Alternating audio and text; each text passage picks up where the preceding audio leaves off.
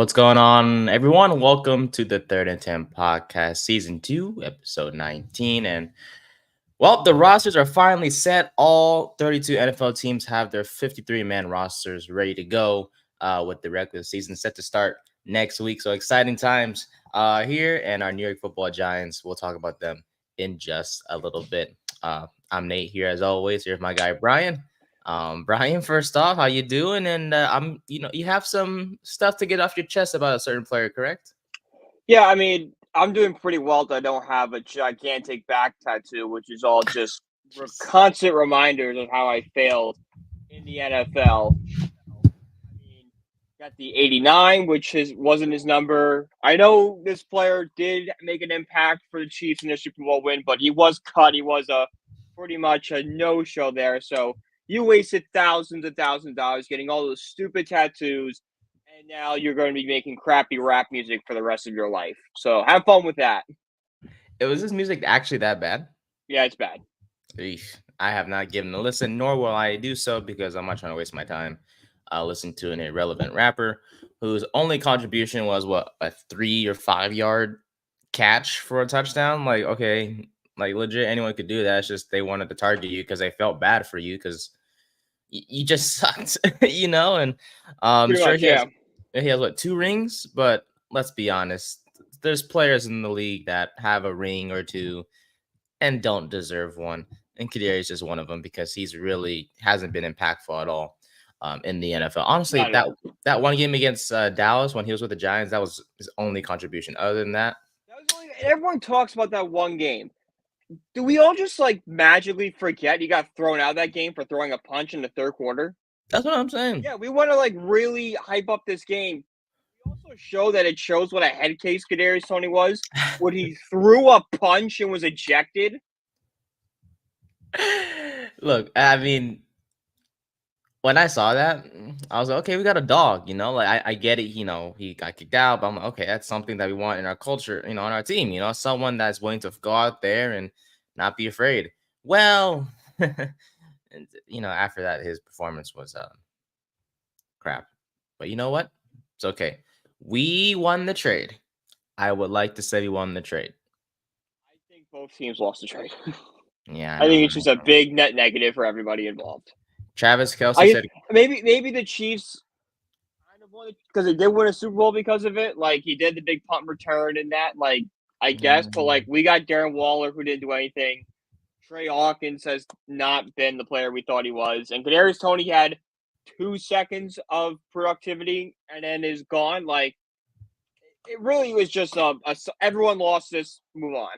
Mm-hmm. I think for me was the fact that Travis Kelce was talking about when we did trade him. He was like, I don't know why the Giants let him go to us. No, he understands now. Now, buddy. I'm pretty sure the two barely interacted. Just no. Yeah. I don't think Kelce would interact with such toxicity in that locker room. And there's a video I watched yesterday too, where how players ask teammates who their favorite player was. No one's the Toney. Yeah, but when they asked Toney, he was like Pat Mahomes. I swear, dude, he looks creepy as hell. He is. Yeah, he does look creepy. He looks like the movie Smile. He could be an extra in that movie, dude. Look, and I was, when we did draft him in the first round, I was ecstatic. Honestly, I was happy that we have a receiver who could be a number 1 guy. But at the end of the day, he just became a bust in that draft class that will always be remembered as one of the worst in Giants history. And or whenever Azeez Ojulari does leave this team, whether if he does play bad or he's injured or whatever the case may be, that whole draft class is pretty much gone. Aaron Robinson, the cornerback, was released not too long ago. This is before the whole cuts and stuff for the preseason. So at the end of the day, here we are. And Toney does not have a job. I don't expect him to have a job. He might get picked up by some team, just maybe he'll take one shot at him because he is a very talented, athletic-wise. He's very fast. He can be, if he actually just stopped getting injured and seemingly cared about football, he could be a really good slot receiver for some team. I think some team may see that. Like, all right, maybe we can fix them, but if the Chiefs can't fix you, no one can. So Yeah. Well, in place of Kadarius Toney, the Chiefs did sign Juju Smith-Schuster. I don't know why he didn't do anything on the Patriots at all.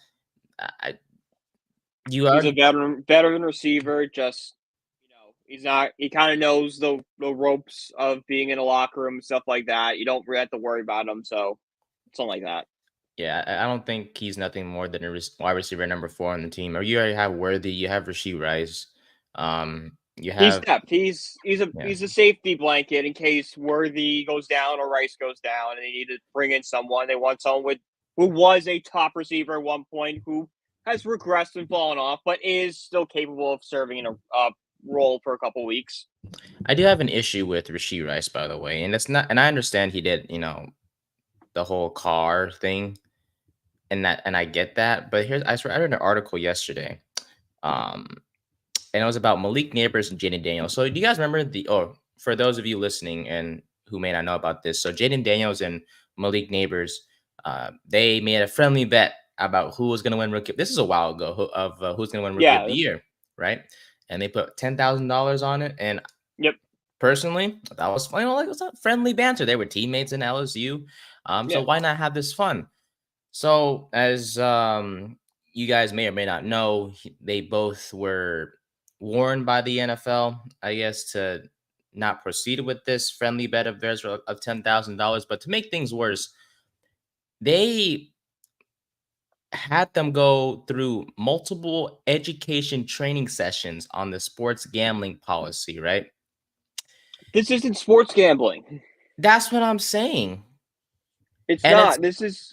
This is yeah, no different than like if me and you were like sprinters, like, all right, we're gonna put $100 on which one of us can run to that tree faster. That's all yeah. this is. It's all friendly banter. I mean, these guys have millions. They can do it. It's their money. It's they can do what they want to do with it. And apparently they weren't the only NFL players that received education on this. The league has made in-person training on the gambling policy mandatory for every single player this year as well. But they were specifically those two were I guess put into the spotlight per se because of their friendly wages. So the reason why it bothered me was that okay, so we're over here addressing this, okay, but we can't address Rasheed Rice, who let's not forget here, got into a car accident. Originally thought it wasn't him. It turned out it was him, and we haven't heard anything since. So we're not gonna penalize him.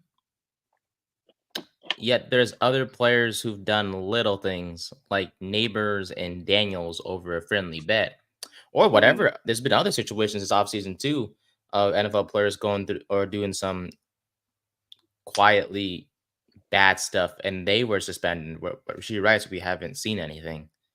Yeah, it doesn't make any sense. They're handling this Rice thing like completely wrong. There needs to be. I don't even think they've done an investigation yet, have they? Like I've heard nothing. The only thing we hear about Rasheed Rice is every so often, it's like, oh, they're still thinking about suspension. Like the guy was in a hit and run accident. Like he ran from the scene. He was in a car in a major accident. He is irresponsible in some way. So for example, like Zay Jones, the Cardinals wide receiver, he was arrested in 2023 with domestic battery. Charges were dropped and everything like that. But apparently, he's going to be suspended for the first 5 games because he violated the league's personal conduct policy, which I believe is in reference to the 2023 incident. But like I said, he's a receiver for the Cardinals, and that's pretty bad, but not as bad as the car accident. Now, if he would have killed somebody, oh, trust me, I'm He's sure going he to would. jail. Yeah, Henry Ruggs killed someone. He's in jail right now. exactly. But because Rasheed Rice is, and look, I'm saying this not just to make it a joke, but just the fact that the NFL is ridiculous. Just because Rasheed Rice is on the Chiefs, really, we're not going to penalize him. Come on, they This is the biggest issue the NFL has had is consistency with punishment. It needs to be like no matter who the player is, this is the punishment if you do X. We need like Like, I know it's Goodell's here for a while, but we need somebody to come out here with a spreadsheet. Like, all right, if you get a DUI, it's a 2-game suspension. If you get this, it's a this amount of game suspension. If this and this, so you can immediately go up. Be like, okay, we know that neighbors, drove home intoxicated. All right, he's gone for 2 games. Or Daniel Jones was, involved in a situation and it's a 6-game suspension for him. We don't have that in the NFL. It's a case-by-case basis, which is the dumbest way to run your sport, because now you're going to have fans like us feeling like you're some teams to a better standard than others. And same thing's going on across the board in sports right now, but the NFL and MLB are really big with this one. Did you want to elaborate more on the MLB part? I'm not it's familiar with it.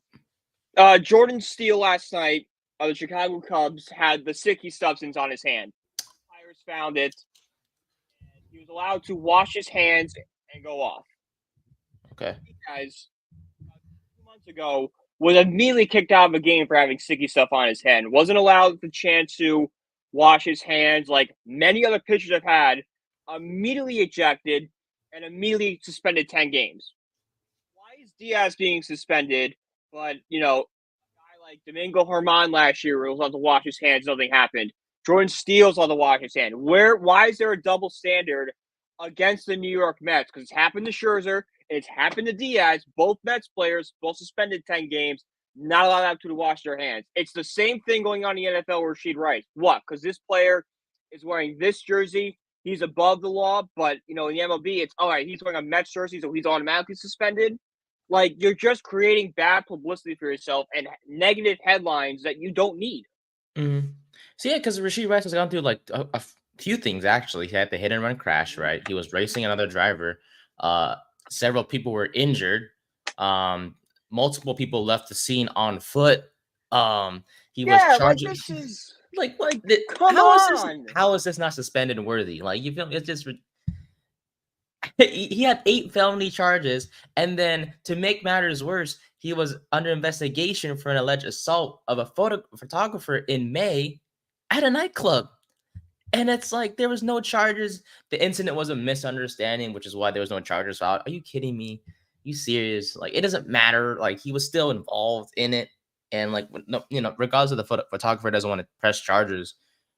Obviously, if he pressed charges, there would have been bad, I guess, publicity towards the photographer too. Like, oh my God, you're snitching on a famous NFL player. Of course he freaking declined to press charges. It's freaking an NFL player. So as of like some under the table, like he's an NFL player, we'll settle it by ourselves. We'll get you, we'll write you a check. Yeah, so it's like, and in exchange, just say that I'm not gonna press charges. So, like, hopefully this didn't happen, but like, we're all adults here. We know stuff like this happens all the time. It's ridiculous, dude. Honestly, if it's really because of like the teams that these guys are on, then it's just that we have a big issue. Like you just mentioned, MLB, same thing, because it's pretty obvious that, like, how is Diaz not allowed to wash his hands, but Steele's allowed to wash his hands? Yeah. Why is that? Makes no sense. Yeah, Diaz is one of the most notable names in baseball.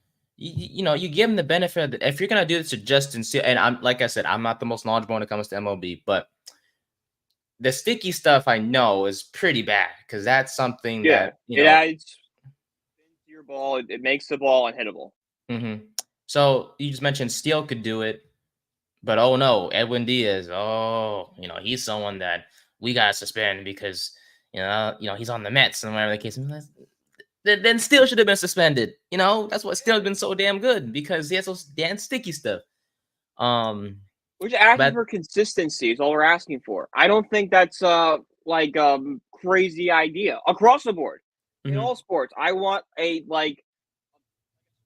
Be like, okay, this equals this. Show these players some punishment and not just have it be basically like you're spinning a wheel. Like, it's like Wheel of Fortune. 2-game suspension. 3-game suspension. Oh, man, that sucks. Season-long suspension. Oh, get out of jail free. What are we doing here? As long as it's like set in stone, I feel like it'll be easier to, Is there there are some things that can be case by case basis that, like, circumstances were different and it might reduce the penalty. Sure, but that is extreme cases, not the norm. Like if it comes out that you know, Devin Singletary got into a bar fight, and it says in the NFL rulebook that a bar fight equals 4-game suspension, but it then comes out that Devin Singletary was trying to protect somebody and was using self-defense. Okay, that's a different story. We'll look into it and change it from there. But that is an exception, not the rule. Mm-hmm. Don't you just love sports? Love sports. Did the Cubs win that game, by the way? I don't know. I was too enraged by that to even look at the final score. 8 oh, that was yesterday. I saw it. Yeah, they're losing 10-8 right now to the Pirates. Oh, well, they won yesterday. Wait a minute. Whoa. Wait, the score was what? 8-10? It's 10-8 Pirates right now in the 8th inning. Oh, thank God it wasn't Paul Skeens' fault. Woo! I was gonna say Paul Skeens did not allow 8 runs. I tell you. Nope. Oh no, sir. Paul Skeens in my fantasy team, baby. Alrighty though, but just to sum things up there, Kadarius Toney, you don't got a job. So good luck serving burgers at your local McDonald's or whatever they have in Kansas City or wherever you want to live. Alrighty. Yeah, we went through it yesterday. Paul Skeens pitched 5 innings, gave up 3 runs, 2 earned, 6 strikeouts. So yes. Not his most projected start, but he did fine. Let's fucking go. Yeah. Alrighty. So the New York Giants, we talked about it yesterday, Brian. We kind of roughly had the 53-man roster, set, but it was officially yesterday. It took way too long. Because all 29 NFL teams had their rosters, released and set to the public around that 4:00 p.m. Eastern deadline, ready to go. But the Giants waited like hours after, and I don't know why. I guess this had something to do with like the transaction log with the league and stuff like that. But the Giants officially released it. We'll start. We might as well go into it. Quarterbacks: Daniel Jones, Tommy DeVito, and Drew Lock will be your 3 quarterbacks on the roster. Running backs are Eric Gray, Devin Singletary, and Tyrone Tracy Jr. Wide receivers are Bryce Ford-Wheaton. Congrats to him. As we know, Brian last year had that torn ACL injury, missed out, had a pretty solid preseason and offseason as well. So thankfully he makes the team, likely to be on special teams. Jalen Hyatt, Malik Neighbors, Gunnar Olszewski, Wendell Robinson, and Darius Slayton. Tight end is Daniel Bellinger, Theo Johnson, and Chris Manhertz. Offensive line: Andrew Thomas, Jermaine Illuminor, Josh Azudu, Jake Kubas. Congrats to him, by the way. And drafted free agent who makes the roster, impressed the team a lot during the offseason as well. Evan Neal, John Runyon, Austin Schlottman. Oh, I swear to God, we have to play him. I'm going to be pissed.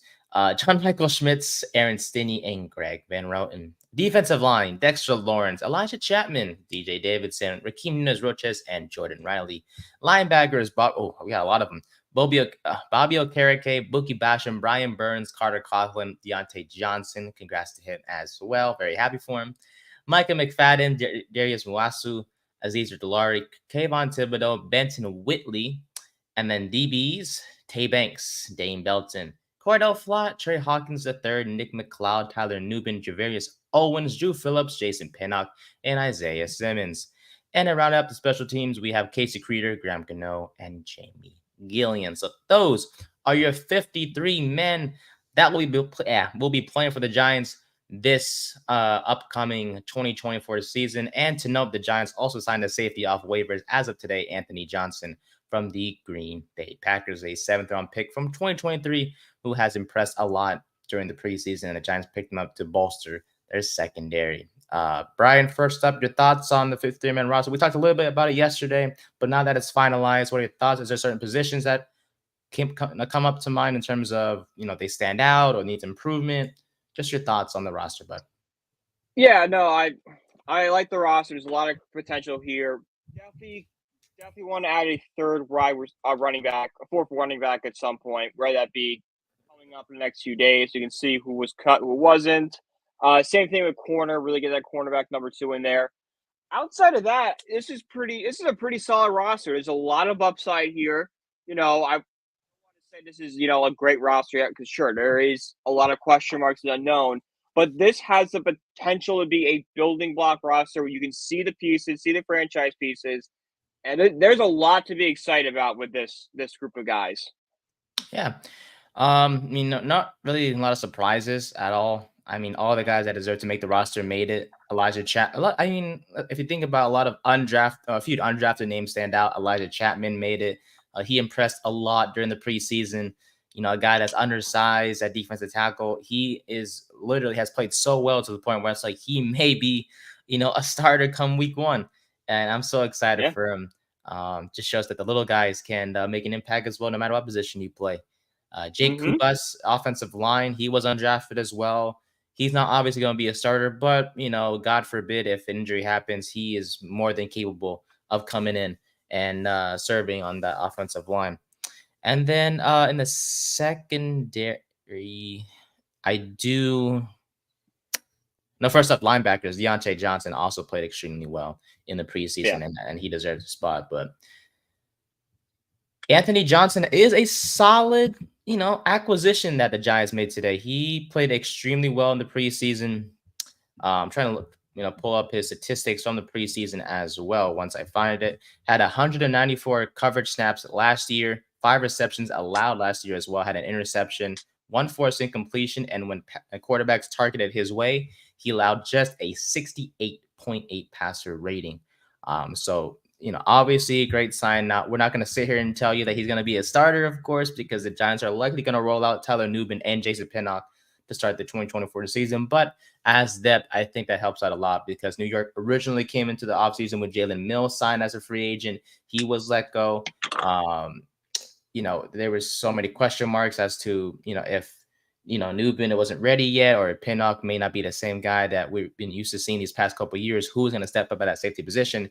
Thankfully, Anthony Johnson kind of comes in and kind of, keeps things not as it keeps things stable. I'm not saying the safety room is the best in the world, but it's going to be serviceable enough to get us through this year, and hopefully those three players and Pinnock, Nubin, and um, Johnson kind of hold things down, I should say. And then if anything, Dane Belton comes in as that backup guy as well.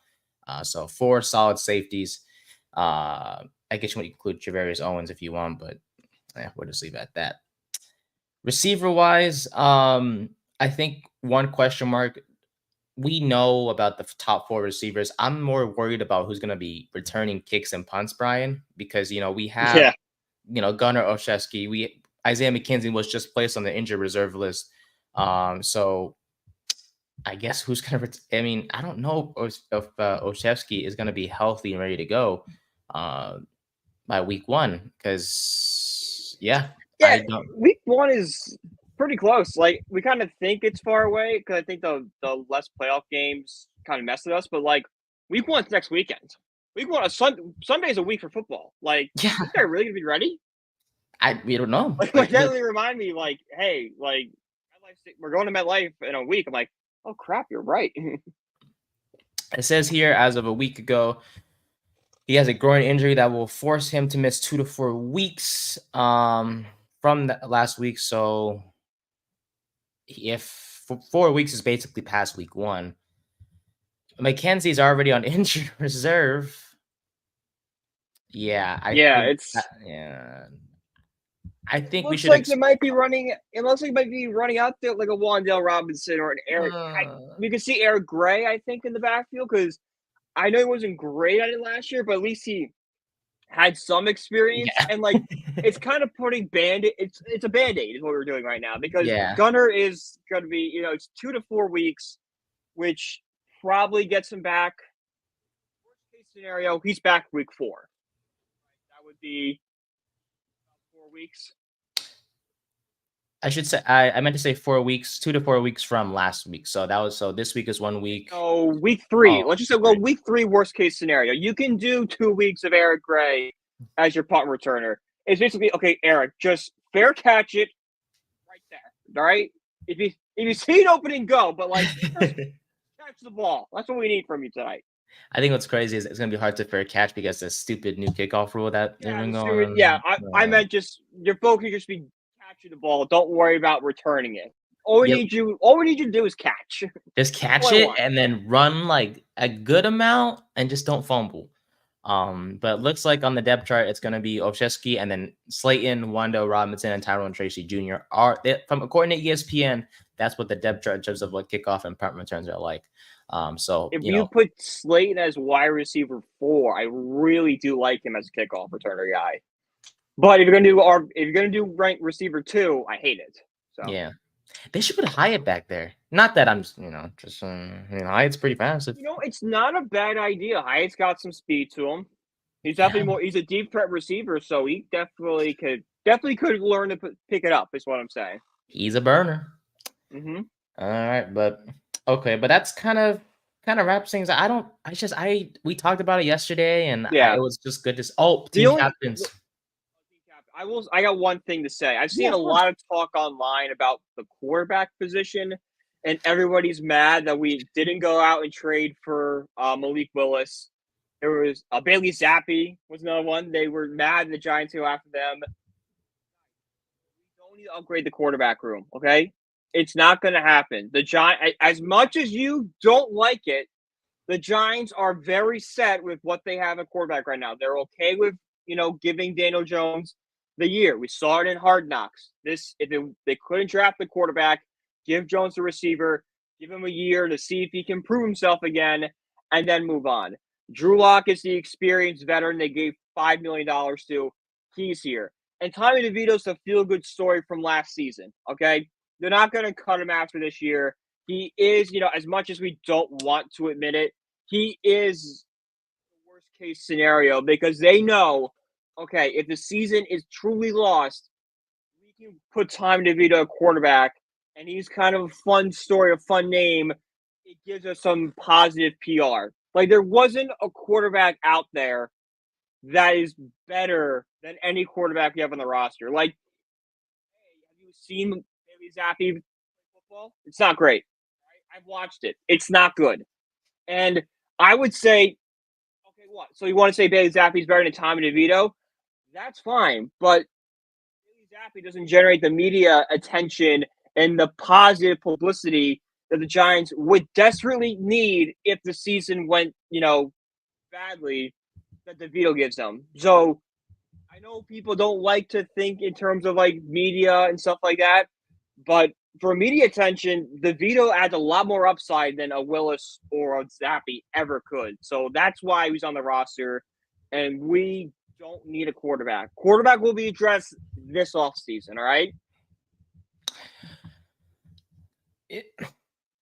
I think you could say the same thing, even if we brought in like a Jameis Winston, or possibly a Tyler Huntley. Yeah, it's just the thing is with Giants fans, and I think the average NFL fan who knows the Giants quarterbacks aren't, we deserve a certain guy like a Zappi or a Malik Willis.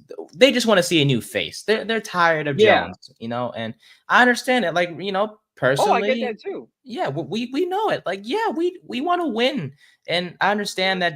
Watch Daniel Jones for 17 games? No. No. We want some. I would love some. I didn't like the kid, but at least I could buy myself into watching a Drake May. Yeah. Like, that's what's going to make New England watchable if they do start in week 1, which actually, by the way, sorry, we'll get to the, I'll save that for after this. It's just the point is, we understand that this may be more than likely Jones's last year.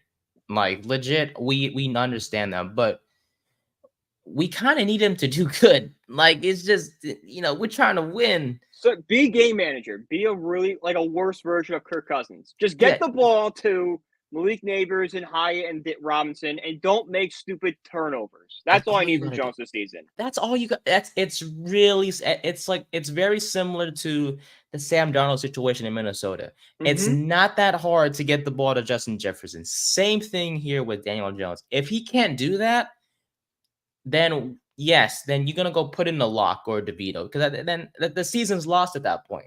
We talked about this on multiple occasions. You have Minnesota and the Commanders in the first two games. You don't beat if he can't beat those two teams, you might as well just bench him the rest of the year because there ain't no way. Okay, we're gonna win those games if we can't even beat the Minnesota Vikings and the Washington Commanders, two teams that are very, very, very mediocre. I'm sorry, I don't care that the No, they Commanders got are. Jed Daniels. Yeah, Jones always These beats teams Washington. have nice pieces, but if you look at the roster as a whole, they're not making much noise. No, like offensively for Minnesota, outside of Jay Jettis, who do they have? Addison, okay, sure, but Hawkinson's Addison not might be playing. suspended. He got into trouble too. Yeah, He might not be out there week 1. exactly, and that's the thing. It's Madison's hurt. Is Madison still running back? Even if no. he is, he's not. Who's their running back this year? Aaron Jones. Oh, Yeah, that's not great. I mean, Aaron Jones is a nice running back, but I don't want him as my running back 1 right now. no. It just you. There's no excuses. There's no excuses. The defense will be able to hold their own against Minnesota. They'll be able to hold their own against Washington. The thing is, can this Giants offense just score points? And I'm not talking field goals because every year we do this every single season. We always start the season up. Yes, just to kick off the whole year, just to score a touchdown. None of this go down the field, 4th and 2 or 3rd and 2, you miss it, go to 4th down, you bring out Graham Gano to kick a damn field goal. No, I don't want any of that to start the year. I will go insane. Every year, week 1's always a field goal that we start, to start the year. It's so, and here's so look, I understand this the noise out there.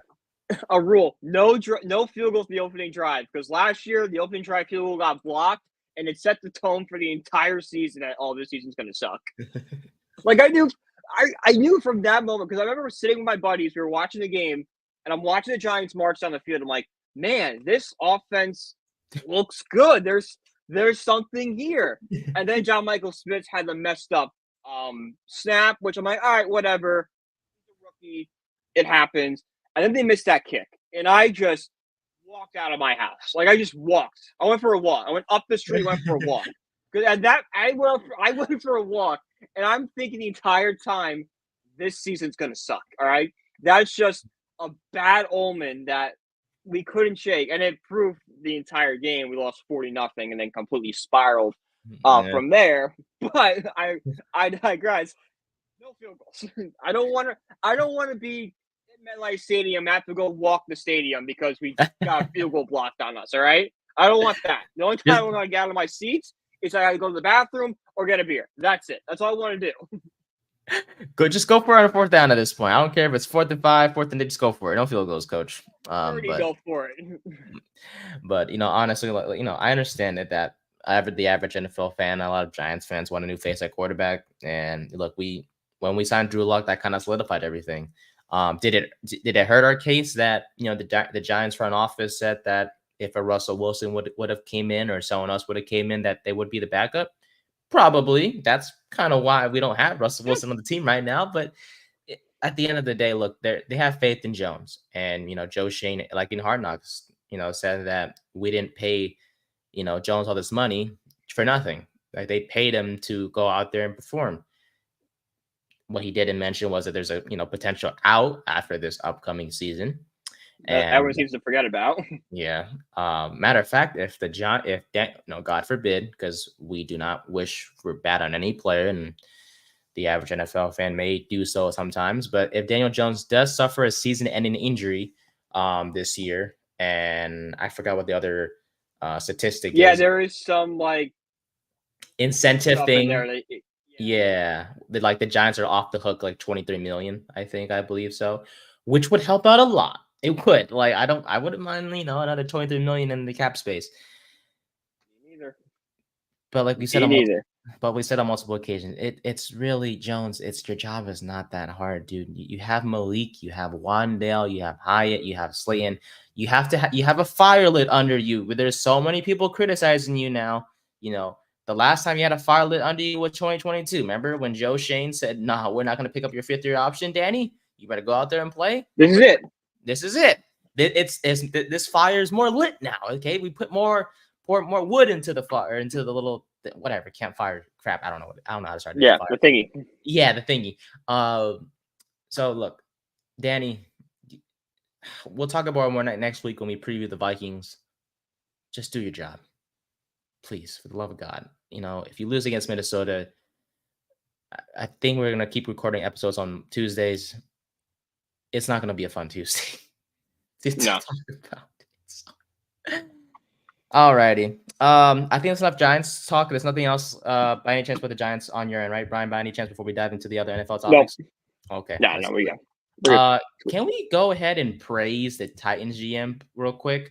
Yeah, let's do it. Because real quick, actually, as of 7 minutes ago, because of the Anthony Johnson signing, the Giants have cut safety Javarius Owens. That's all I gotta say. He was a 7th round pick from 2023. There'll be more of this coming. Yes. Oh, Isaiah Hodgins is back. Practice squad guy. Hey, congratulations. He's still here. He's still here. Hope he's still on the roster, but you know.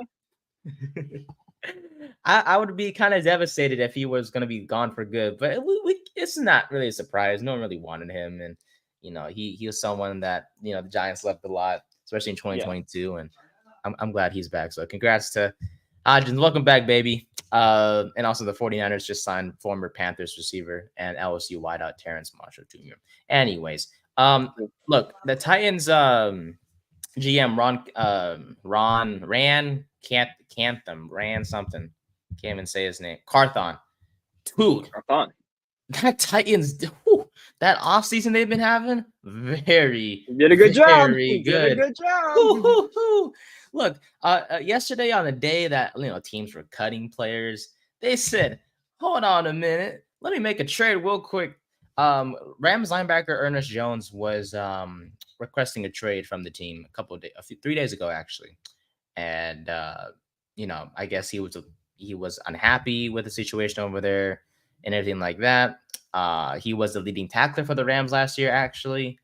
2 days later from that trade request, the Titans said, "We got this." So Carthon offered legit a 5th round pick in 2026 and got the leading tackler for the Rams, one of the leading tacklers in the NFL as a whole last year, and let in a 6th round pick. You kidding me? Carthon has been on they've been on a roll this offseason, seriously. So they added Ernest Jones. They have L'Jarius Sneed, who L'Jarius Sneed. And I'm trying to think of who else they got. They got like a bunch of solid defensive players. Sebastian Joseph Day. They drafted Tavondre Sweat, a guy from Texas. They have Kenneth Murray Jr., who they acquired as well this offseason. Quandre Diggs, Jamal Adams. Dude, I don't know what they're cooking over there in Tennessee, but they better give him the key to the city. Carthon. Yeah, holy it's smart. Crap. This is the perfect example of asset management. You saw somebody in the Rams, they wanted out, and you're like, all right, he wants out. The Rams have absolutely no leverage to try to get something good from us. We'll just give him a 5th round pick and get, a centerpiece of his defense. And for a team that's kind of, struggling and looking for pieces like that, it's genius. Yeah. I mean, look, Jones started 15 games last year, 145 tackles, 14 tackles for a loss, and 6 quarterback hits, 4.5 sacks, also 6 passes deflected. What's his contract looking like? His contract he's entering the final year of his rookie contract. Okay, so he'll want a contract extension, but they can work that out. That's kind of problems. Like the Titans are ready to contend, man. Like they're no joke. Like it's Levis. If Levis can just be decent, the Titans are a really sneaky team in the AFC. Like I know I picked them last, but that was just because of being not sure about Levis. Honestly, I had him second, I believe, and literally he just I think the Titans offense, they're gonna sling it. I know they have Tony Pollard and Tyjae Spears, but they're not, I feel like they're trying to shy away from the running game that we've been used to seeing from the past few years with the Derrick Yeah. Henry and Well, just it's throw the ball Derrick more. Henry, being it's Derrick Henry being the heart and soul of that team, and now that's Mhm. gone. They need a new face. So this is what it's going Exactly. to become. Exactly. So Checking great. right now, Titan win total for the year on for gambling. Oh, Let's see what it is. bad. I was there's a tweet yesterday. I don't know if I could find it, but hopefully we'll see. We'll see who we'll start with your Titans thing first, and I'm trying to see if I can find that tweet from yesterday. I doubt. Let's see. Your Tennessee Titans win total 6.5. Oh, come on. They're gonna That pass over 6. They're gonna pass 6.5. plus 104, which means you win $100 for every $100 you bet. 100 for 100. You win 200, but you make 100 profit. Oh, got it. I was like, wait a minute. I do it. For $5. There we go. I do it. I mean, the Just time. did it. I just did it. This man. Got a lot of futures. I Tell don't want us. to deal with that. Tell Oh, I us. got Tennessee over 6.5. Malik Neighbors to win offensive rookie of the year, and Colorado to finish with under 5 wins. Under 5? Under 5. Yep. Thank God we have a college segment coming up that we're going to talk about because we'll get back to that. So the Steelers have their starting quarterback. It is Russell Wilson. I do not. No one. I don't. Personally, I would have picked Justin Fields, but I digress. Justin Fields, 2025 Giants starting quarterback. I'm just kidding. No. No, that man's at college right now. If we get the number 1 pick, then yeah, because you know who I want. Chair Sanders. But real quick before we go to college, Lewis Cine of the Minnesota Vikings. He was a first-round pick not too long ago. He was cut by the Minnesota Vikings. The Tennessee Titans made it. Oh, okay. I guess Carthon is still cooking. The Titans have traded DB Elijah Molden to the Chargers for some late-round compensation. Don't know why. So just pick up what they lost yesterday. These mother fluffers, man. Tennessee, Tennessee's cooking. I like it. I like what they're doing. They're crazy. Oh, I have a question for you, by the way. I think whenever the Giants before my God, how do I say this? With each game week, we should sing a song. You can sing a song. Yeah. Oh, I could. Here, you could. I'll give you a preview. Ready? This may sound familiar. This is our Giants. This is our team. We bleed blue. Please tell me you heard that TikTok yet. No. You haven't? The Colts guy? Oh, the Colts guy. Yeah, I could do a parody. This is our team. We bleed blue. For the Giants. I'm sorry. No, if you feel musically inclined enough to do that, no, right ahead. I don't have the spirits because with the way that we have the win total for this team is what 6.5. Yeah, no 6.5. thanks. Yep. That doesn't scream confidence. Plus, I can't sing anyways. So, Mm-hmm. before we go to college, because I want to take care of Notre Dame before we get out of here. AJ Dillon headed to the IR for the Green Bay Packers. So the Packers. Dalvin Cook's a Cowboy too. What are they do? Are they trying to create something? This is not 20. I wish it was 2018. It's not 2018. What is this? Oh, Dallas, you suck. They think Ezekiel Elliott and Dalvin Cook's gonna save him. Oh man, I feel bad. No, it's huh?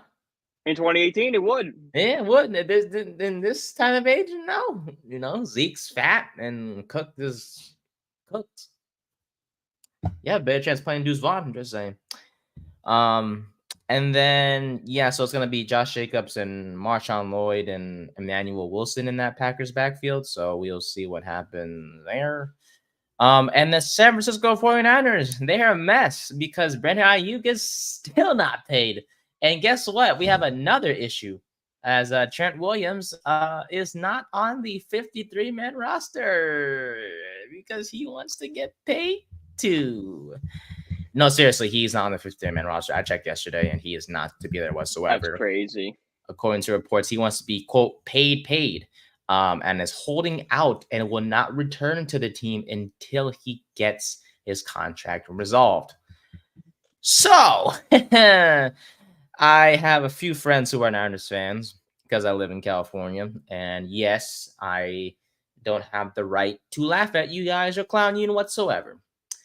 But from a sports analyst perspective, I'm going to do this politely. You guys are screwed because Ayuk has been paid. He likely may get traded. We are literally a week away from the season, and we have the Debo situation did not last this long. Debo was solved like way before this at this time last year. Now your starting left tackle wants to get paid. Do you see what the Niners offensive line is without Trent Williams? I'll give you a hint. It sucks. It is bad, I tell you. Because he is the heart and soul of that lineman. So now your starting lineup is the following: Jalen Moore, Aaron Banks, Jake Brendel, Spencer Buford, and Colton McKivitz. Look, whoever's playing left tackle, you're gonna get shredded against that Jets defense if you don't pay freaking Trent Williams by the end of this week. Okay? That Jets defense, Hassan Reddick may not be there, but I know he is going to be there. There's someone going to be there. He about to shred the heck out of whoever the heck Jalen Moore is, because God forbid, Brock Purdy gets hurt. He's going to be the reason why. Okay? So please, there's a mess in SF. Figure it out. That's all I got to say. Which is shocking because it's SFF and they're still going to make the NFC Championship game despite all these contract disputes. Eagles fans will disagree because Eagles fans are morons. Except you, Jared. We love you, man. I'll see you tomorrow on the corner booth. All right, man. College. Before we get to Notre Dame, did you hear about the Colorado situation? Which one is it now? Was it the Saudi thing? Whoa! Oh, wait a minute. Okay, you go first. The Saudis tried to give some NIL money to Colorado. The thing that's funding Live Golf is trying to get involved in college football with Colorado and NIL. It's coming, dude. Of course. Dion, this is your fault. Dion. It is Dion's fault because if Deion Sanders is not there, you know where the Saudis are? Colorado. They're going to the SEC, the Big Ten. Yeah. Like a school like USC or Georgia, they're going to a big school. Colorado. Were they successful with the whole Saudi thing or no? I think so. I think the Saudis wanted off in 72 million, and they said no. Colorado football. Damn. I was gonna say, man, them Saudis over here paying for the team's unis and stuff. No wonder. Yeah, here we go. Ex-Buffalo Denver Post, former Colorado University football coach, sought NIL money from Saudi Arabia while with Buffs, according to reports. Yeesh. Trevor Riley traveled to the Middle East over the holidays as a CU football representative to try to lobby the country's public investment fund for name, image, and likeness funding. Why do they need money for? Go to your donors. Go to the fan base. Don't go to Saudi Arabia. Look, I know Deion's doing great things. I mean, I'm not sure if you've seen the video. There's a video of him partnering with the bank to open up bank accounts for players who had kids. So open up bank accounts for the kids of the players, I should say, which is great. Awesome across the board. If you hate that, you're a horrible person. Exactly. But really, Saudi though, This ain't politics. The schools have money. Kennesaw State surviving. Funny. You So know, Houston, like, yeah. yeah. I don't know. Alabama, the SEC has been doing NIL before NIL was legal, and they're doing fine. Yeah, Miami, Ohio. I'm just naming like random. University of Miami had a slush fund, very Yeah. famously. They're figuring it out. Colorado doesn't need that much money. You already have the revenue. You have star power with Hunter and Shedeur Sanders. Secondary prospect. Why wouldn't you want to go to Colorado just to be in the presence of Deion Sanders, one of the greatest corners in NFL history? He alone can give you pointers that no coach can give you. Is Deion gone after this year, by the way, real quick, or no?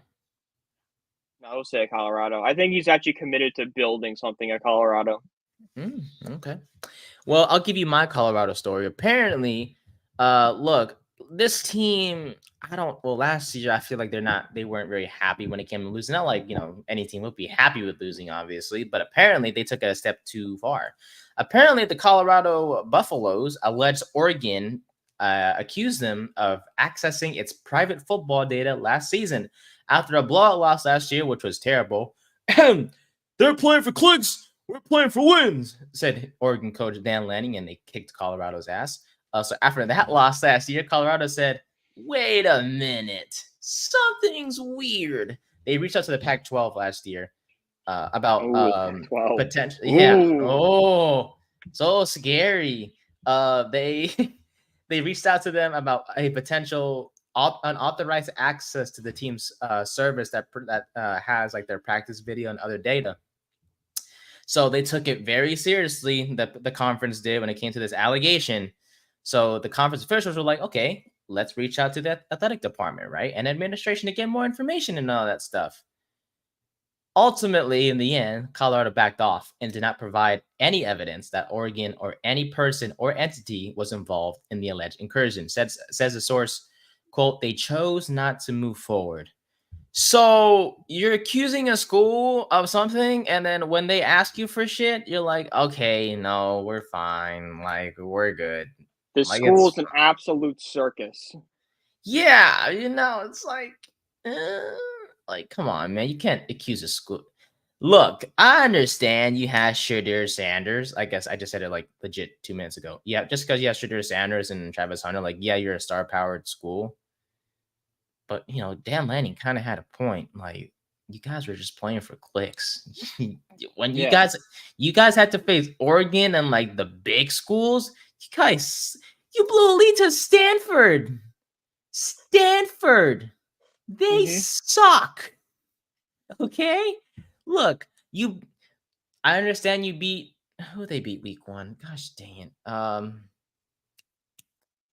No, Nebraska was week 2. You beat TCU. Yes. Yeah. You beat Nebraska. But like the downfall kind of started out week 3. You barely beat Colorado State. Are you kidding me? Yeah, that's when it started. Travis Hunter got hurt. Yeah. Oh yeah, because that son of a gun hit that crap. Well, speaking of which, I really, really, really, really hope Colorado State has like a 2-win season. Would you turn down $600K to transfer? Depends on where I'm at. You're at Colorado State. Oh yeah, I'm getting out there as quickly as possible.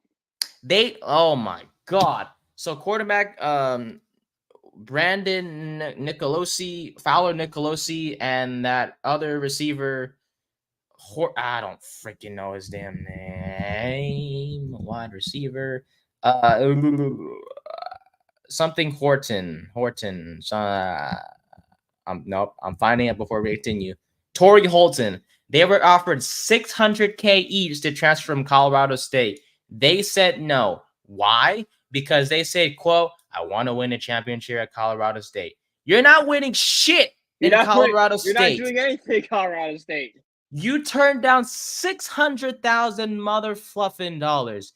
Do you know what $600,000 could do to you?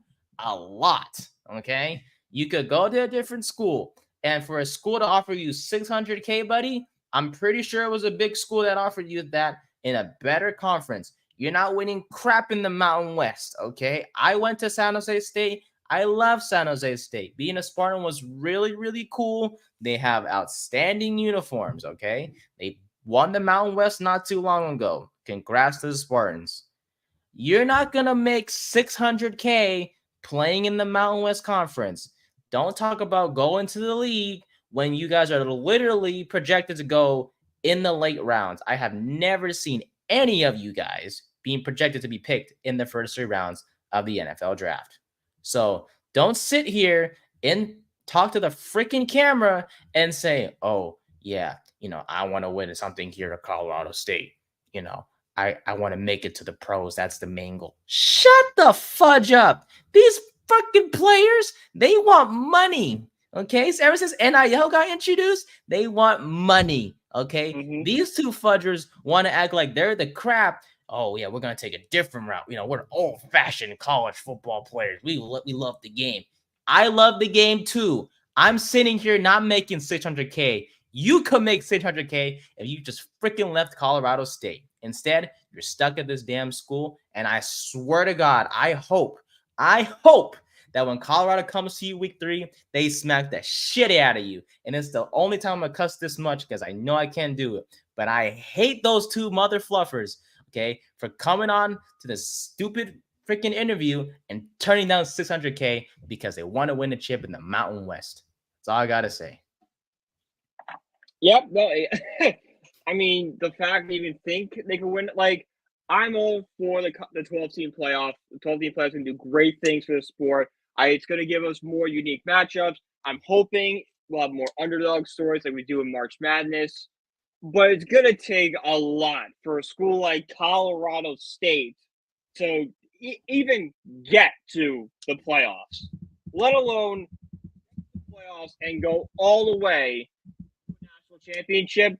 I mean, I think you got better odds of being struck by lightning than you do winning a championship at Colorado State.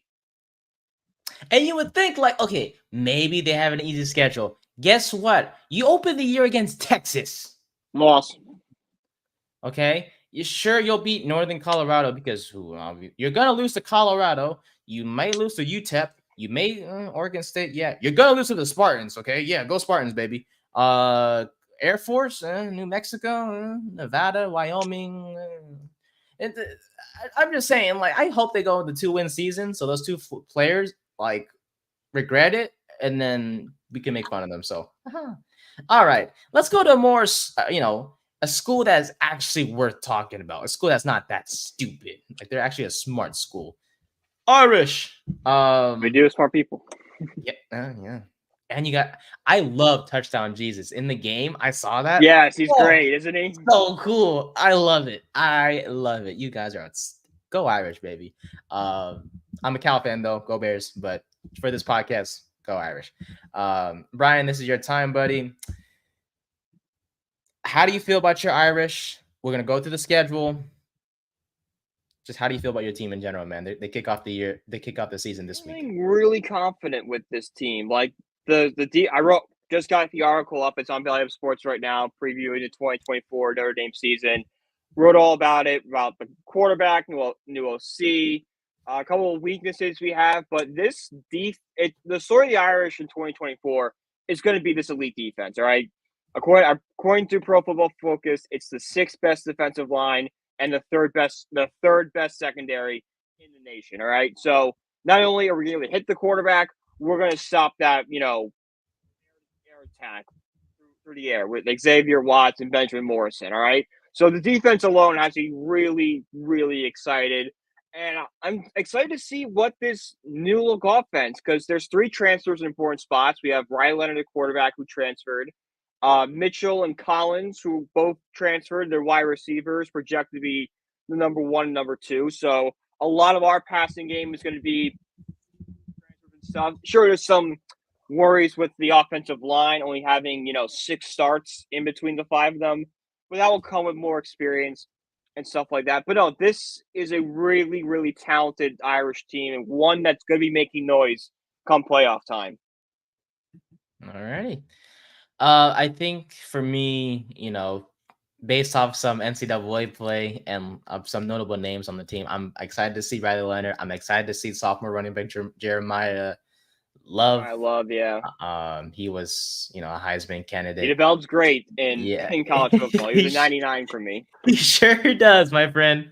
Excited to see transfer wide receiver Bew Collins, like you just mentioned as well. And then defensively, Howard Cross is, I believe, the big name right on this defense. On defensive line, yeah, it's Howard Cross. In general, it's probably Xavier Watts or Morrison, but it's probably debatable. Alrighty. All right, bud. Here's the thing. I'll go game by game, and win or lose, you can give me a short explanation if you'd like. But at the end of this, we'll tally up the wins and the losses, and yeah, we'll go from there. All right, this Saturday, you guys have your first game at College Station. You guys head to Texas A&M to play on national television. Who do we got? I got the Irish winning this one in a close one. All right, this is the biggest game of the season.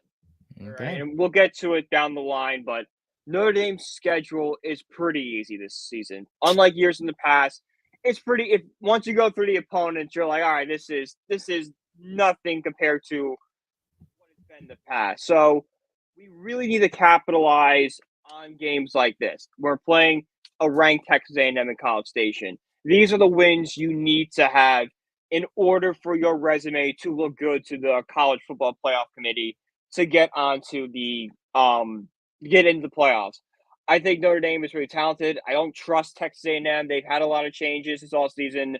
Kind of new look with the transfers and stuff. We saw how that went from Florida State this past weekend. So I had the Irish edging out a very close victory in College Station. Yeah, alrighty. I will say, Bram, not to get too ahead of myself, but you guys, your schedule this year literally fits the definition of there's no place like home, and we'll get to that in just a bit. Yeah, that's always the Notre Dame. Notre Dame plays a lot of home games. You guys are then back at home to face against Northern Illinois. Win. I think that's pretty Win. set in stone. There's there. no explanation. It's Northern Illinois. That's it. That's my explanation. And then you guys are on the road again this time. You guys will be playing Purdue. That's a win, I assume? It's a win, yeah. Purdue's a weaker team in the Big Ten. It's a W. Alrighty. All right. Then you guys are at home for, I count, eight straight games, starting with Miami, Ohio. Miami, Ohio's another win. MAC school, not at the same level of competition or talent Notre Dame is. So we're 3 now. All right. And then we have Louisville. See, this is where the problem comes because you go through this schedule and Notre Dame could very easily go 12-0. I truly believe they can go undefeated, but they'll always have that. Every school will have it. It's so hard to go undefeated. There's always going to be one stupid loss in there. So Notre Dame is wearing the green jerseys against Louisville. If you look at Notre Dame, some of the most painful losses have come in those green jerseys. Trend continues. This will be their loss. Will be against Louisville at home. It's going to be a tough one, but this is where it will come. All righty. All right, now we have Stanford. Be a bounce back win against a rival. Nice. Georgia Tech. Another crushing win. All right. Navy. In MetLife Stadium. Oh, yeah. So the Eastern, a lot of East Coast fans will be out there. Yep. Very nice. Okay. Number 10, Florida State at the moment.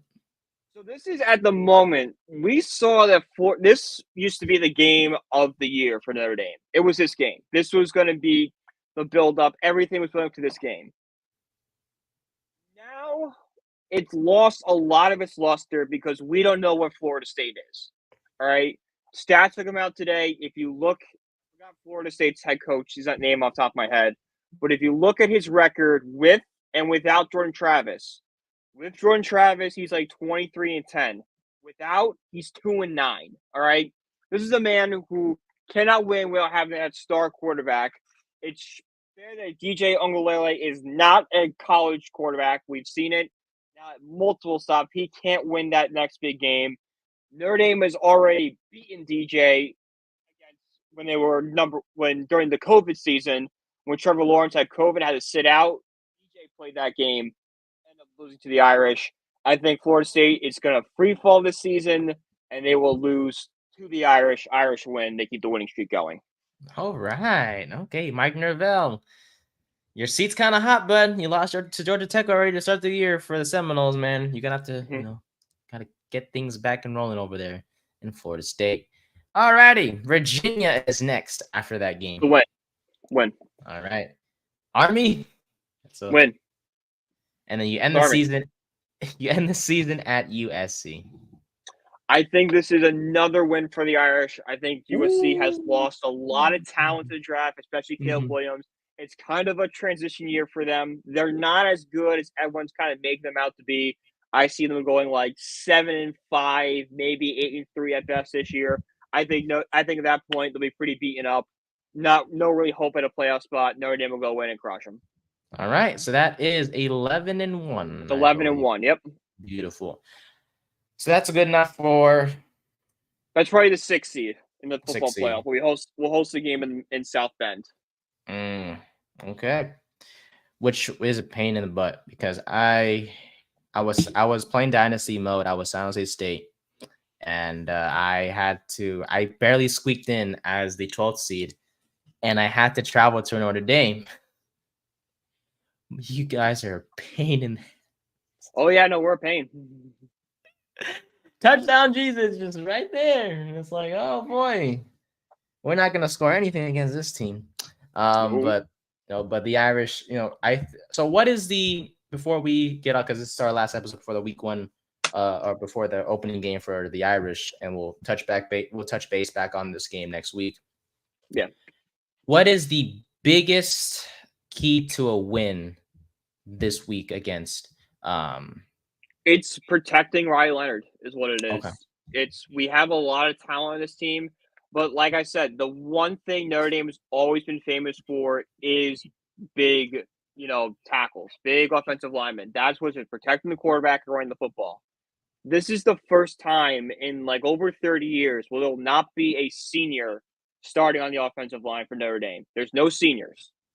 So there's a lot of inexperience on this line. So there's a lot to be worried about is can they protect Riley Leonard? If you just give Leonard time to throw the ball, he'll get it to the talented receivers out there. So that's it. As long as they can protect him, Notre Dame will be fine. All right. Well, all I got to say, but I'm rooting for your Irish, man. Like I said, this whole season, I'm looking forward to learning a lot more about this team as the season goes on. And we'll see what happens next week when we revisit this. And hopefully the Irish come out of this weekend with a win. And honestly, football is back. College football kicks off again this weekend. Last week was week 0, but this is the real week that things start. So Irish, do you have a score prediction that you want to give, or do you want to just call it a win? Up to you. I'll go 28-24 Irish. 28-24 Irish. All right. I won't give one because I want to see this team play first.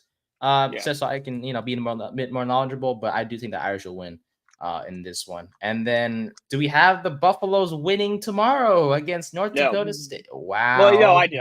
I have them winning tomorrow, but then I don't think they can win by more than 10. So take Buffalo the money line, take North Dakota State spread plus 10.5. Bet.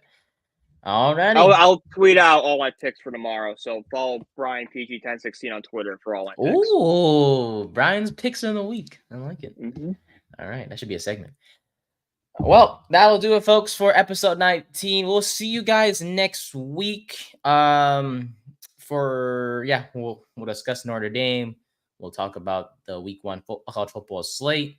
Which players stood out, which games stood out as well, and Vikings preview coming up. Yes, Vikings season preview, Vikings preview. All that fun stuff, and we'll give our predictions for this. I know we had a few predictions in the previous episode, but we'll have like our finalized predictions for the season in writing, and we'll go from there. But honestly, guys, again, thank you for listening. Thank you for watching. If you've gone to the end of this episode, we appreciate you as always. So we'll see you guys next week. Thank you. Go Giants!